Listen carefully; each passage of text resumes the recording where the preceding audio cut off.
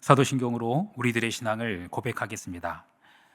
전능하사 천지를 만드신 하나님 아버지를 내가 믿사오며 그 외아들 우리 주 예수 그리스도를 믿사오니 이는 성령으로 잉태하사 동정녀 마리아에게 나시고 본디오 빌라도에게 고난을 받으사 십자가에 못 박혀 죽으시고 장사한 지 사흘 만에 죽은 자 가운데서 다시 살아나시며 하늘에 오르사 전능하신 하나님 우편에 앉아 계시다가 저리로서 산자와 죽은 자를 심판하러 오시리라.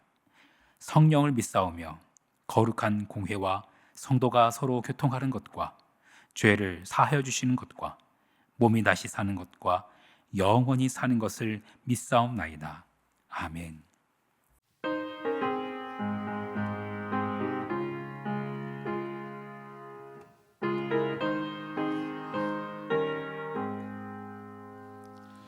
슬픈 마음 있는 사람 예수 이름 믿으면 영원토록 변함없는 기쁜 마음 얻으리. 예수의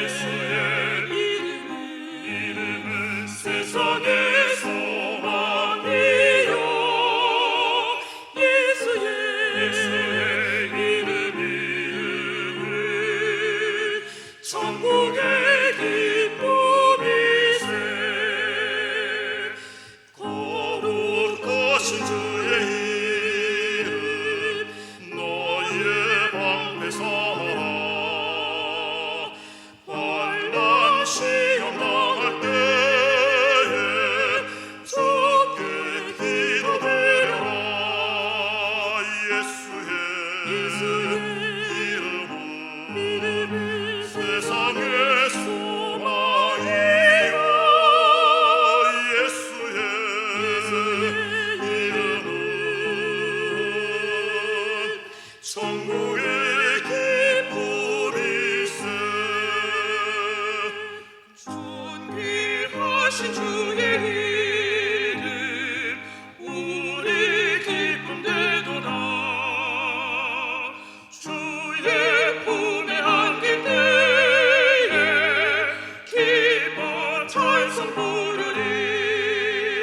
예수의 이름은 세상의 소망이요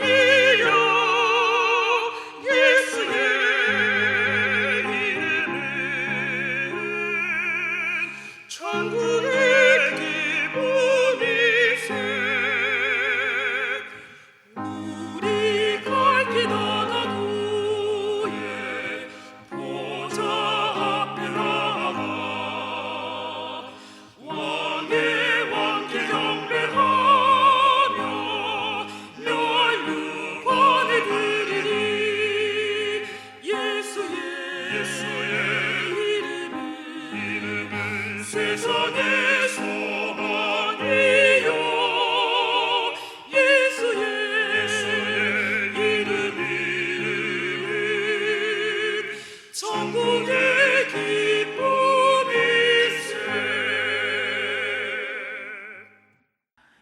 이 시간 우리에게 주시는 하나님의 말씀 예레미야 애가 1장 12절로 22절 말씀입니다. 예레미야 애가 1장 12절로 22절 말씀.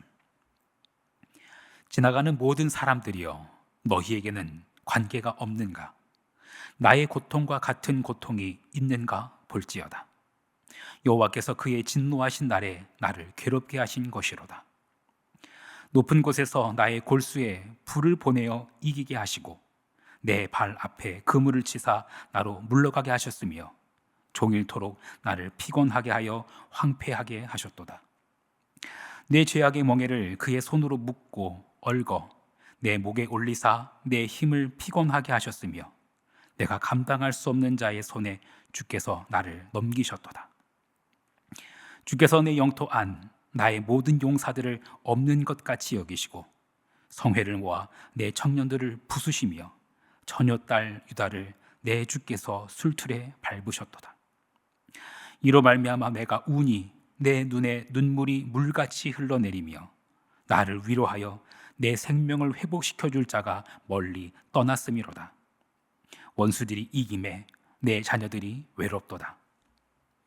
시온이 두 손을 폈으나 그를 위로할 자가 없도다. 여호와께서 야곱의 사방에 있는 자들에게 명령하여 야곱의 대적들이 되게 하셨으니 예루살렘은 그들 가운데 있는 불결한 자가 되었도다. 여호와는 의로우시도다. 그러나 내가 그의 명령을 거역하였도다. 너희 모든 백성들아, 내 말을 듣고 내 고통을 볼지어다. 나의 처녀들과 나의 청년들이 사로잡혀 갔도다. 내가 내 사랑하는 자들을 불렀으나 그들은 나를 속였으며 나의 제사장들과 장로들은 그들의 목숨을 회복시킬 그들의 양식을 구하다가 성 가운데에서 기절하여도다. 여호와여 보시옵소서. 내가 환난을 당하여 나의 애를 다 태우고 나의 마음이 상하오니 나의 반역이 심히 크미니이다. 밖에서는 칼이 내 아들을 빼앗아가고 집 안에서는 죽음 같은 것이 있나이다. 그들이 내가 탄식하는 것을 들었으나 나를 위로하는 자가 없으며 나의 모든 원수들은 내가 재난당하는 것을 듣고 주께서 이렇게 행하신 것을 기뻐하나이다. 그러나 주께서 그 선포하신 날을 이르게 하셔서 그들이 나와 같이 되게 하소서. 그들의 모든 악을 주 앞에 가지고 오게 하시고 나의 모든 죄악들로 말미암아 내게 행하신 것 같이 그들에게 행하옵소서. 나의 탄식이 많고 나의 마음이 병들었나이다. 아멘. 잠시 기도하겠습니다. 슬픈 마음 있는 사람, 예수 이름 믿으면 영원토록 변함없는 기쁜 마음 얻으리. 하나님, 이 죄악된 세상 속에 살아가면서 슬픈 마음 없는 사람이 어디 있겠습니까? 누구나 각자의 아픔이 있고 다 말하지 못할 슬픔이 있습니다. 그것을 어찌 다 헤아리며 무엇으로 다 위로할 수 있겠습니까? 우리는 다 헤아릴 수 없고 위로할 수도 없지만 모든 것을 아시고 모든 것을 이기신 예수께서 우리와 함께 하심을 믿습니다. 우리를 위해 목숨까지 내어주신 예수 안에서 영원토록 변함없는 기쁨을 얻게 하여 주옵소서. 기쁨의 근원 되시는 예수 그리스도의 이름으로 기도합니다. 아멘. 예레미야 애가, 우리가 이제 애가를 묵상하기 시작했습니다. 예레미야 애가는 성경 66권 중에서 유일한 애가입니다. 슬픔의 노래이죠. 성경에 여러 선지자가 등장하지만 유일하게 예레미야라는 이 선지자만 애가를 썼습니다. 예레미야가 눈물의 선지자여서 그랬을까요? 아닙니다. 물론 그가 눈물이 없었다는 뜻은 아닙니다. 하지만 다른 선지자들처럼 예레미야도 눈물이 많았습니다. 앞으로 닥칠 환난, 앞으로 닥칠 그 하나님의 심판, 그게 뻔하게 보이기 때문에, 그런데 이스라엘은 회개하지도 않기 때문에, 여호와 하나님의 심판이 얼마나 무서운 것인지 알기 때문에 예레미야는 울지 않을 수가 없었습니다. 다른 여느 선지자들도 마찬가지였습니다. 하지만 유독 예레미야가 애가를 쓴 이유는 선지자 중에 자기가 예언한 그대로 그 예루살렘 성전이 불타 없어지고 그 백성들이 그렇게 처참하게 죽어나가고 그리고 또 포로로 끌려가는 그것을 현장에서 목도한 유일한 선지자가 예레미야였기 때문입니다. 그 현장을, 그때의 그 심정을, 그 슬픔을 예레미야는 생생하게 담아내고 있습니다. 우리는 이 애가를, 이 슬픔의 노래를 어떻게 읽고 어떻게 묵상해야 할까요? 아니, 이 슬픔을 굳이 묵상해야 할까요? 제 대신 화관을 내게, 슬픔 대신 희락을, 근심 대신 찬송의 옷을 입히시는 우리 하나님, 그런 하나님 아닌가요? 그런데 굳이 슬픔을 묵상해야 할까요? 네, 당연히 그 슬픔을 묵상해야 합니다. 슬픔을 극복해내야 하겠지만 그 슬픔 자체를 부정하거나 회피하는 것은 결코 건강한 것이 아닙니다. 하나님께서 원하시는 모습도 아닙니다. 우리는 슬퍼해야 합니다. 심지어 함께 슬퍼해야 합니다. 성경은 우리에게 이렇게 권면합니다. 로마서 12장 15절 말씀, 즐거워하는 자들과 함께 즐거워하고 우는 자들과 함께 울라. 함께 울어야 합니다. 슬픔, 이 슬픔에 대해서 말하기 위해서 한 시인 윤동주를 소개하려고 합니다. 윤동주의 시 중에 팔복이라는 시가 있습니다. 그가 직접 쓴 그 육필 원고에 보면 팔복이라는 제목 옆에 마태복음 5장 3절로 12절이라고 적어놨습니다. 우리가 잘 아는 바로 그 팔복입니다. 그런데 심령이 간단한 자는 복이 있나니 천국이 저희 것이며 이런 건 없고, 윤동주의 시 팔복에 보면 8가지가 다 하나입니다.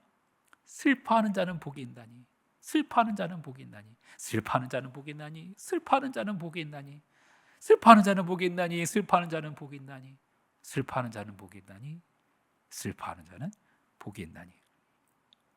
윤동주는 그렇게 8번을 적습니다. 그리고 마지막에 한 줄을 더 적습니다. 저희가 슬플 것이며.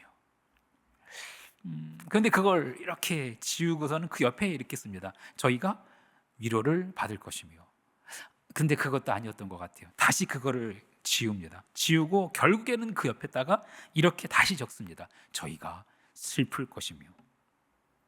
근데 그것도 좀 뭔가 부족하다 여겼더니 이렇게 해가지고 한 단어를 더 적어 놓습니다. 영원히. 저희가 영원히 슬플 것이며. 그 시는 그렇게 끝이 납니다. 왜 이런 시를 썼을까요? 일제치하의 너무 암울한 시대로 인해서 윤동주가 그냥 아주 심각한 우울증 같은 데 빠져버린 걸까요? 그렇지 않습니다. 우리는 모두 각자의 슬픔이 있습니다. 아무에게도 보여줄 수 없는 상처, 아픔, 부끄러움, 허물, 그것이 모두에게 있습니다. 정도의 차이가 있을 뿐 누구에게나 그 슬픔이 있어요. 그걸 외면하거나 회피할 수도 있겠지만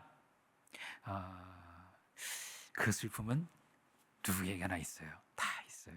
윤동주는 그 인간의 깊은 내면, 그 심연에 흐르는 그 슬픔이 결국에는 모두 하나 같다는 것을 발견합니다. 그리고 그 슬픔을 회피한 것이 아니라 그 슬픔을 부둥켜 안은 겁니다. 너의 슬픔이 나의 슬픔이 되고 우리의 슬픔이 되어 영원히 그 슬픔을 함께 하는 거예요. 윤동주는 팔복이라는 시 이후에 십자가라는 시를 씁니다. 십자가.